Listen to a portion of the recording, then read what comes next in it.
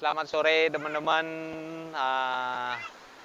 Hari ini tanggal 30 April 2022, hari Sabtu.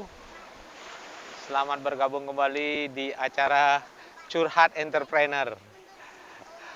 Jadi mau curhat tentang penipuan-penipuan yang pernah saya alami.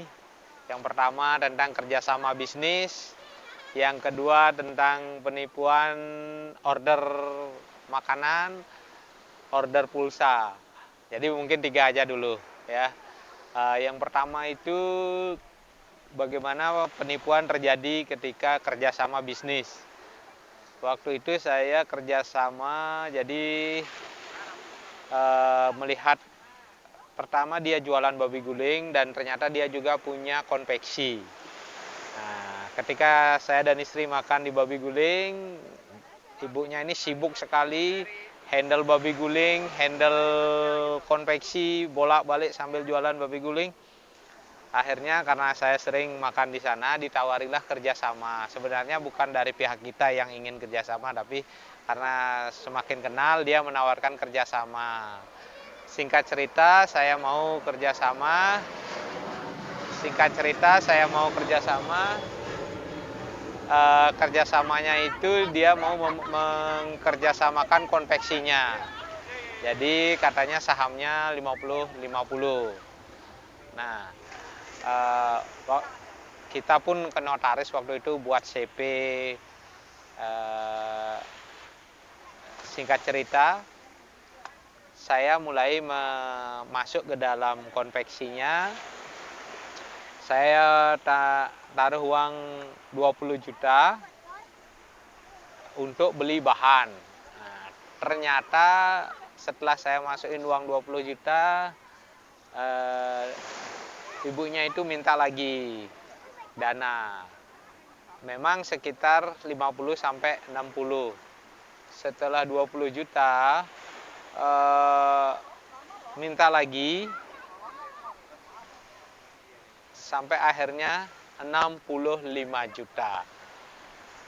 Sorry, sebelum 65, itu 20, 30, mulai ada orang yang datang. Pak, orderan saya sudah ngasih DP, tapi ternyata nggak dikerjakan sama ibu. Oh iya bu, berapa? Oh SD ini, SD ini. Akhirnya saya belikan bahan ke Denpasar. Saya masih sampai cari supplier kain di Imam Bonjol, di Marlboro, sampai ke Jalan Salak di Denpasar. Nah, sampai di sana seminggu kemudian ada lagi, Pak, saya sudah ngasih DP tapi pekerjaan saya tidak dikerjakan. Akhirnya kasih lagi, beli bahan lagi, saya selesaikan orderannya, kasih. Nah, ternyata sampai akhirnya udah 65 juta, masih banyak yang belum order yang belum dikerjakan gitu. Akhirnya datanglah dari bank. Pak, ini usahanya sudah menjadi jaminan dari bank kami. Jadi usaha ini kami sita, tidak bisa dilanjutkan. Wah, saat itu baru saya sadar kalau saya dan istri itu udah kena tipu. Ternyata bisnis ini sudah banyak hutangnya. Orderannya banyak, DP sudah diambil, menyisakan hutang order. Akhirnya apa itu namanya? Setelah diambil oleh bank, tapi mesinnya masih di sana. Harusnya mesin itu bisa saya sita, gitu. Saya bisa ambil. Karena udah tutup berapa lama, masih mesin-mesin aja. Saya dan istri itu berpikir kalau mesinnya disita, apa yang akan mereka pakai kerja, apa yang akan mereka pakai mengembalikan uang saya. Karena masih ada rasa kasihan, dia punya anak, dia mau kerja apa. Akhirnya kita biarkan mesinnya sama ibunya itu, biar maksudnya bisa tetap bekerja. Tidak sampai 1 minggu, ternyata mesin itu dijual semuanya, tanpa sepengetahuan kita. Akhirnya kita sama sekali tidak dapat apa-apa sampai hari ini. Uang itu masih di sana bersama ibu dan bapaknya. Bapaknya sangat polos sekali nurut sama ibunya. Nah, itu pengalaman bisnis saya kena tipu kerjasama. Jadi tampilan bisnis yang rame, yang rasanya sibuk, belum tentu di dalamnya itu sehat secara finansial. Hati-hati, ini jadi pengalaman buat saya pribadi, mungkin nanti jadi pengalaman cerita sebagai pengalaman untuk anak-anak saya. Lebih hati-hati dalam berbisnis, lebih hati-hati dalam bekerja sama. Itu pengalaman kena tipu. Kira-kira udah berapa menit? 5 menit. Oke. Kena tipu yang kedua. Ini sih kecil ya.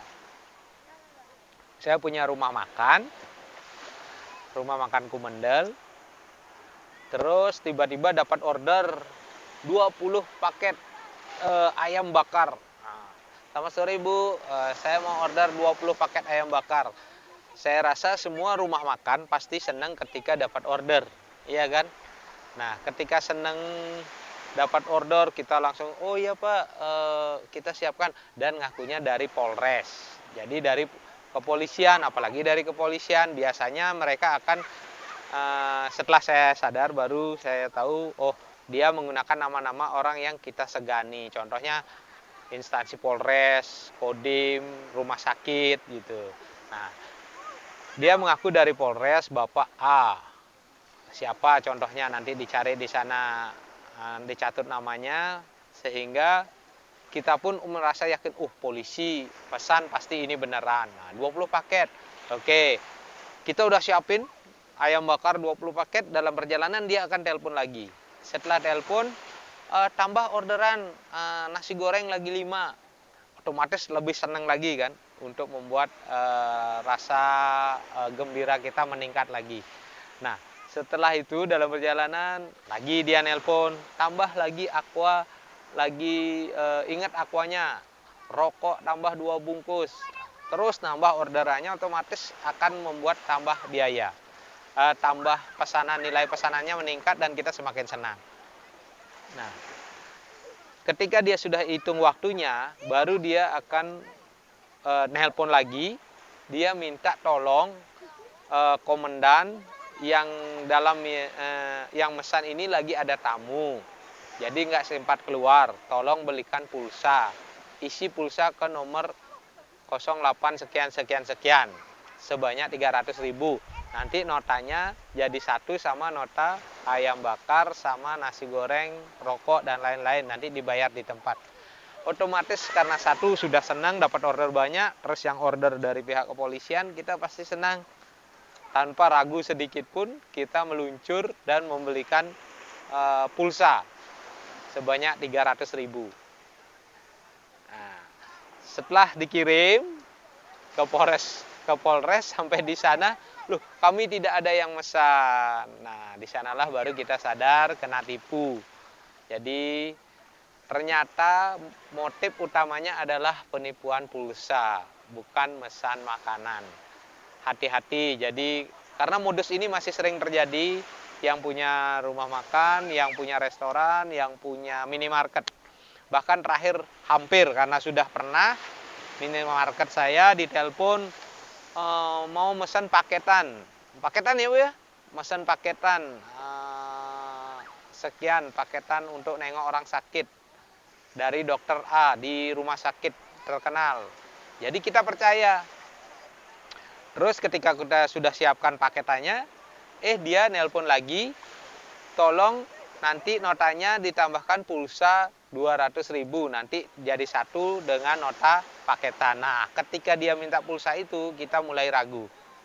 Dan kita tidak buatkan orderannya. Kita cek ke sana, ternyata memang benar tidak ada nama dokter yang seperti disebutkan. Jadi itu beberapa contoh trik-trik penipuan. Satu, penipuan bisnis ini sih istilahnya betul-betul dilakukan oleh orang yang karena keadaan situasi dia kepepet bank ya, metodenya beda. Tapi kalau yang pulsa ini betul-betul sering dilakukan dan masih sampai hari ini. Jadi yang punya restoran, yang punya minimarket, hati-hati ketika ada orderan banyak menyenangkan, tapi ketika mau berangkat dia tambah order pulsa. Disinilah penipuan yang utamanya. Itu dulu untuk hari ini. Terima kasih. Mohon maaf bila ada yang kurang berkenan. Bagi yang mau support channel ini, ingat klik like, subscribe, share. Terima kasih.